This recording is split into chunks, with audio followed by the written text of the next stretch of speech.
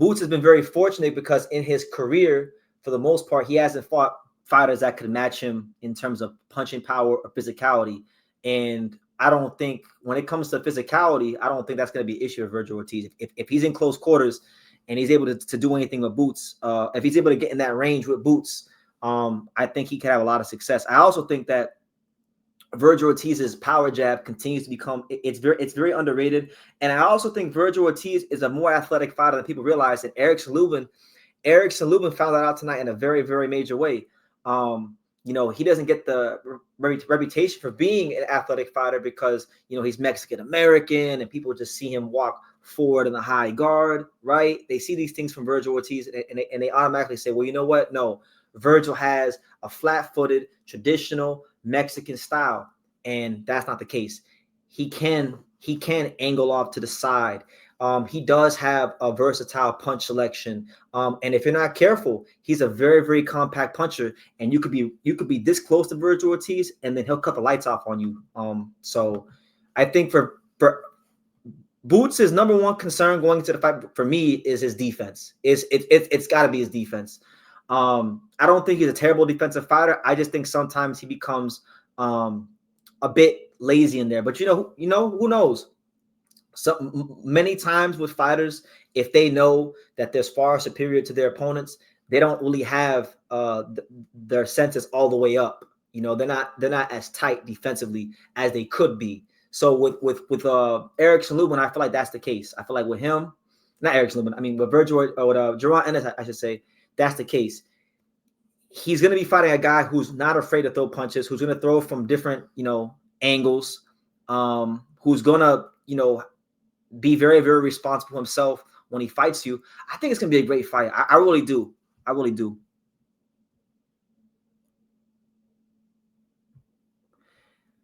Yeah. They trying to kill me.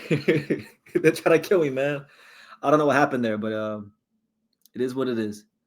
I was choking like the Blue Jays. I was choking like Connor McDavid in the Stanley Cup final. I was choking. They said that's what happens when you get old, bro. You randomly start coughing and choking. No, we're not getting old, champ. We're not getting old. That's what I'm saying. Like I think what makes the fight so interesting, right? And you brought up a good point. The first step. Boots is an explosive fighter, but I think one thing that Boots and his team are going to have to worry about neutralizing from Vergil is his explosive first step. Because if you don't do that, if you don't take that away from him, if you don't dictate the rhythm of the fight, you're going to allow Vergil Ortiz to get downhill on you and push you back to the ropes and get physical and then start throwing them real short, compact shots like he was doing to Lubin there. And you don't want that. You don't want that. And mind you, Jaron Ennis hasn't he's been hurt. Like he got hurt when he was a club show fighter against this fighter named Sosa. But other than that, he hasn't like people have seen him get clipped, but he hasn't really fought many guys his size or big punchers. But people have been questioning his chin because of what happened early in his career with Sosa. Some of these fights where he's getting clipped, and then the fact that one of his brothers, I think it was Derek Ennis, he got stopped when he was fighting. So maybe a lot of people anticipate that maybe a chin or a lack thereof could be hereditary. But you know what? Vergil is equally as vulnerable as is just as vulnerable, if not more vulnerable than Boots. We saw in the Boachuk fight, Boachuk didn't necessarily he didn't have Vergil ready to get knocked out, but he was able to land a couple flash knockdowns because Boachuk has that long, rangy, educated Eastern European style. So when Vergil would get downhill on him and misgauge his distance, boom, he's come right down the middle. So I think another key for Boots going into that fight is going to be timing with his straight punches. So it's a real good fight, man. It's one of them fights.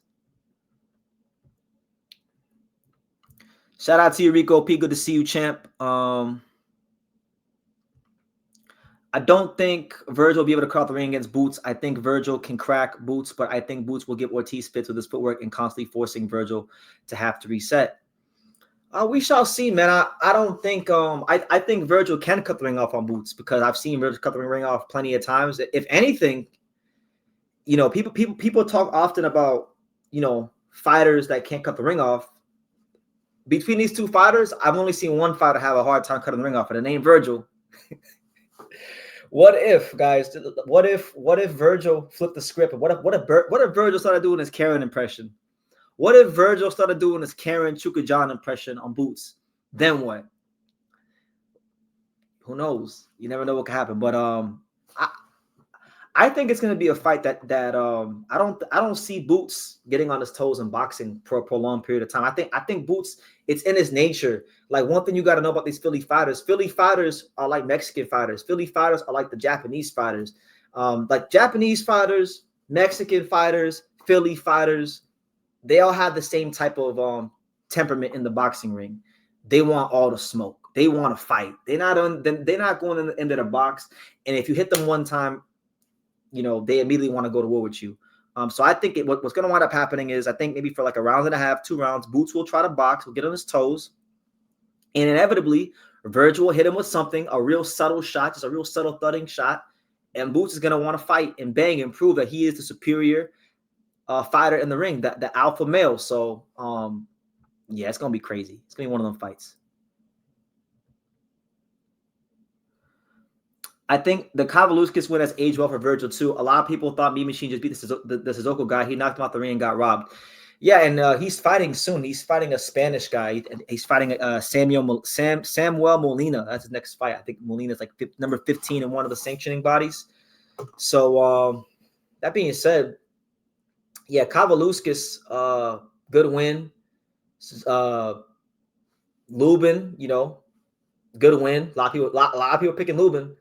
Madrimov, you know, in most people's eyes, a very good win. So we shall see. But the thing is, I'm consistent. You know, as much as Vergil has fought better guys, it counts for a little bit. But ultimately, you know, Kavaluskas, Lubin, all these guys have been fighting. They're not Jaron Ennis. Jaron Ennis is on a different level. He's on a different level than those guys. He's better than those guys.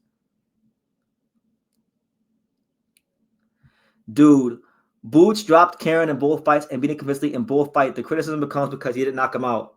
Not over here. Not over here. I don't criticize Boots because he didn't knock him out. I criticize Boots because Boots looked basic and regular in that fight, and he couldn't consistently cut the ring off on Karen. That's my issue with him. That's my issue with Boots in the Karen fights. I don't think a lot of people have been disrespecting Vergil Ortiz, acting like he's so far beneath Jaron Ennis, and it's not one of them fights. This is a truly great fight, guys. This is two of the best fighters. If you want to favor Boots and say, you know, hey, this is a 60-40 fight or 55-45, cool. But I've been seeing people, especially Philadelphia, I've been seeing people say, like, you know, this is 80-20, 90-10. Vergil don't got no skills. Vergil don't got this. I'll say this right now. I know for a fact that if Jaron Ennis fought Eric Lubin, even next, he wouldn't stop Eric Lubin in 2 rounds. Straight up. What if Vergil gets rid of Boots early? Oh my God. If Vergil got listen, in the fight game, anything could happen. I don't think that will happen, but you know, you never know. Vergil Ortiz is a very compact puncher, and if Boots hangs in that pocket and has a miscalculation, we saw Lubin. We saw it tonight. Lubin. I swear to God, I watched so many breakdowns of this fight. I watched like Boxing Gems' breakdown. I watched a lot of people's comments about this fight, and everyone made it sound like, yo, like Vergil Ortiz, like Vergil was the underdog. Like, no. The better fighter is Vergil Ortiz. If you watch the film and you know what you're watching, the better fighter is Vergil Ortiz. I said this on my last live, and I'll say it again. Eric Lubin is one of those. I was comparing him to NBA players. He's one of them guys that can get to the paint. He's one of those guys that has a nice 15-foot jumper, but when it comes to shooting beyond the 3-point line, he don't have a consistent 3-point jumper. He's not a 3-level scorer. All right, he looks like he could be a 3-level scorer, like a Carmelo Anthony, like a Kevin Durant, but he don't have that consistent 3-point jumper. And what he lacked was durability. He's got a jab. He's got ring IQ. He's got speed. He can punch with both hands, but he don't got the durability. And yes, guys, durability is something you need to win in boxing, unfortunately.